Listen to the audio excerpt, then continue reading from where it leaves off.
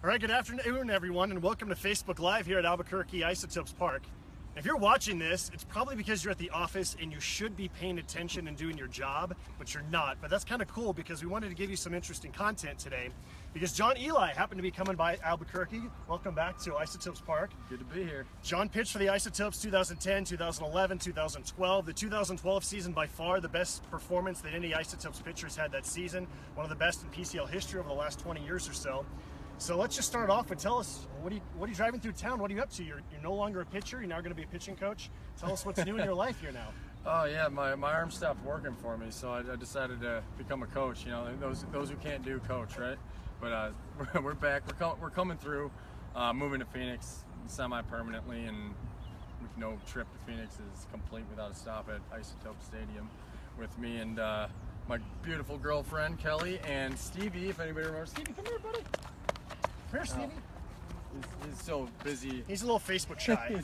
He's busy smelling out his old house. So, tell us about the organization. Where are you going to be about being a pitching coach this year? Well, I'll be back with the White Sox, where I started my journey through the minor leagues, and I'll be a pitching coach in Great Falls, Montana, in the Pioneer League, which I think this isn't the Dodgers. I was with the Dodgers when they were here. It's the Rockies now, but they're a part of that league, and yeah, I mean it's going to be a little bit of a different situation for me. It's going to be a little bit of acclimating, but I'm excited about it. It's going to be fun, man. Just being back on the pitcher's mound. Like, what's it like just being on a mound and just thinking about, like, this was your office, and now this is going to be where you're going to step in and try and calm down pitchers who are not doing so well at the moment. It looks just as miserable as it did when I was playing, man.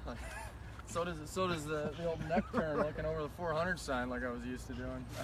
Well, you're being very modest, but 2012 season. All right. 27 starts, 14 wins, led the league. 3.20 ERA, that led the league. Anything under 4 in the PCL is really, really good. You had a 3.20 ERA, 169 innings, 8.8 strikeouts per 9. Your whip was a little over 1, a complete game shutout, PCL pitcher of the year. What stands out about 2012? You're gonna make me blush, man. I don't know. I blacked out that season. I'm not sure what happened. No, I just adjusted and figured it out, and that's. I mean, that was my best season, and I mean, well, fortunately and unfortunately, it ended up spending most of it here, which obviously you want to be up in the major leagues, but it wasn't a waste of a season by any means. It was a lot of fun. Just kept the ball down really well that year, and you know that's it. Typically, when you keep the ball down, things tend to work out for you. So that's kind of how the season went. Didn't miss a whole lot of spots, and just capitalized on some situations. This next season will be the 15th in Isotopes Park history, and so we're celebrating the season. We're looking back on some of the memorable moments. Nobody's had a no-hitter that they've thrown as an Isotope, but you came the closest. You took one in the 7th inning of a 7-inning contest. That's right. What do you remember about that last inning? I think, I'll be honest, I just remember Russ Mitchell not diving for a ball that he probably should have done for. Thanks, Russ. We appreciate it.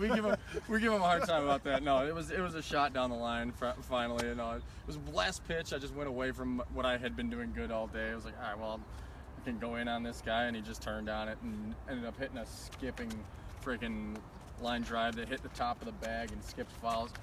Well, got the next guy out. Hey, you ever thrown a no-hitter in high school or college or little league or anywhere? Yeah, I had a couple no-hitters in high school.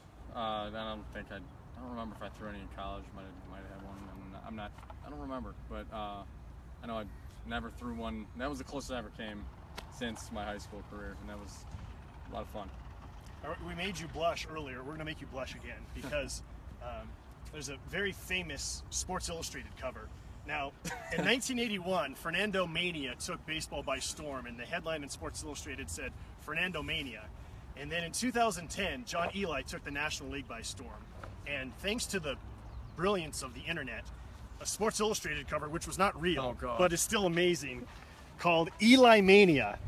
Just like Fernando Mania, but on Twitter. Don't read the rest of those headlines. Don't do that. We want to make sure that you have a copy of this. Good, yeah.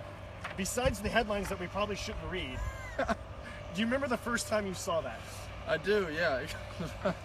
You're not gonna believe this. The funniest part about that, I was doing like a visit to an old one of the schools. My middle school that I had gone to back in the south side of Chicago, and I don't think they read the rest of the headlines. They had like 50 of them that the kids were having me sign, and I'm like, "You guys read this? What did you do here?" Like, that's the first time I'd seen it though. It was funny. It was one of the headlines that we will read. Report: Garrett Anderson sucks more than we anticipated. Garrett Anderson doesn't suck at all. He never sucked. He was a Hall of Famer. And then the other one: Cavs eliminated. LeBron blames Matt Kemp. Yeah. Well, there you go. So Matt must have been going through a funk at that time when that's Sports Illustrated. We can't read the other headline. Yeah, don't read that. That's on that one. That run that you were on that inspired that beautiful work on Twitter. What made that so special? I mean, everything about it. I wasn't expected to.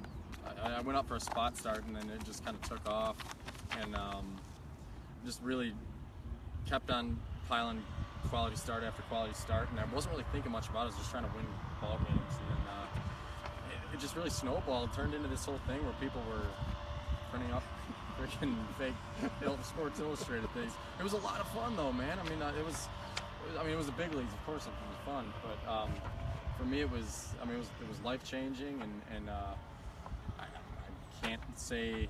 I mean, I wish I wish I had enough time to say how much contribution I had from outside of my own efforts. But it was a fantastic experience. At that time, I was in Los Angeles. I was doing post-game Dodger talk with Ken Levine, and I can tell you that the phone lines, not just on the nights that you started, but on people calling up, hey, when is Eli's next start? Or, insert any pitcher who was not dominating the way that you were, saying, why doesn't Clayton Kershaw just learn from John Eli? Or why doesn't insert any pitcher who was on there? But the reason why I bring that up, yeah, it is ridiculous, but the reason why I bring it up is it just goes to show how excited people were. Yeah. And how when the new hot thing comes into town, and just especially how Los Angeles goes crazy for the new thing. They love the newest thing over there. But I mean, the fans over there were spectacular, and they let me know about how well I was doing at the time, which was nice. I mean, they were very welcoming, and I know this is a Rockies town now, but I can't say enough about the fans in LA and how they made me feel while I was out there. What about the fans here in Albuquerque? What do you remember about pitching here? Oh, are you kidding me? This place was awesome. This I'll tell you what, was about as good as it gets in the minor leagues. As far as fan support, we had like 5,000 to 10,000 people a game in a town like this one, where there's, it's not like a huge city. It's a pretty good sized city, but people were coming out every night. It was awesome. I mean, I really enjoyed it. If it wasn't for the fact that the ball likes to fly out of the stadium, then I would have enjoyed it a little more, especially my first two tours through the town. But other than that, I mean, you couldn't ask for a better place to play, better fans. Let's see if we can get Stevie over here. Why don't you tell us a little bit more about Stevie? Stevie, come here. Come here, buddy. Come on, buddy. What makes Stevie so special? Stevie, come here, bud. Oh, you missed, buddy. Stevie. So Stevie, actually, I adopted in the middle of that 2012 season from Watermelon Ranch. As you can see, if he got close enough, when he was a month old, lost his eyes, and because we think somebody abandoned him out in the desert, so I have a soft spot, and we went on a community service trip to Watermelon Ranch to help out with the animals, and they bring Stevie out and said that they were going to have to put him down after too much longer, so I obviously wasn't going to allow that to happen. So I adopted him, and he lived here in the locker room with me for a good portion of that season, and brought luck to me, obviously to me, and to the rest of the team over the course of that year.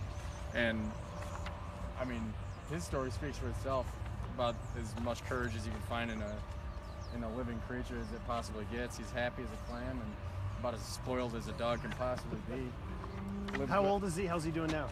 He's going to be 5 in March, and he's doing, I mean, like I said, he's about as spoiled as he gets. He has a friggin' Tempur-Pedic bed that he likes to sleep on instead of his own dog bed, which is talking about my bed. But he's happy. He's making the move with us across the country. I think it's the least comfortable he's ever been is over the last 20 hours that he's been cooped up in the car, but he's got to stretch his legs out in the outfield, so he's feeling a lot better now. All right, John. thanks for the time. Absolutely. Welcome back to Albuquerque. Yeah, It's thanks good. for having me. And you're always welcome here. 2012 is an incredible season, and whether it's fake Sports Illustrated covers or Isotopes Park, you left quite a mark as a player, and best of luck to you as a pitching coach. Thank you. I appreciate it. Get back to work, everyone. Enough goofing around, and turn off Facebook. Get back to work.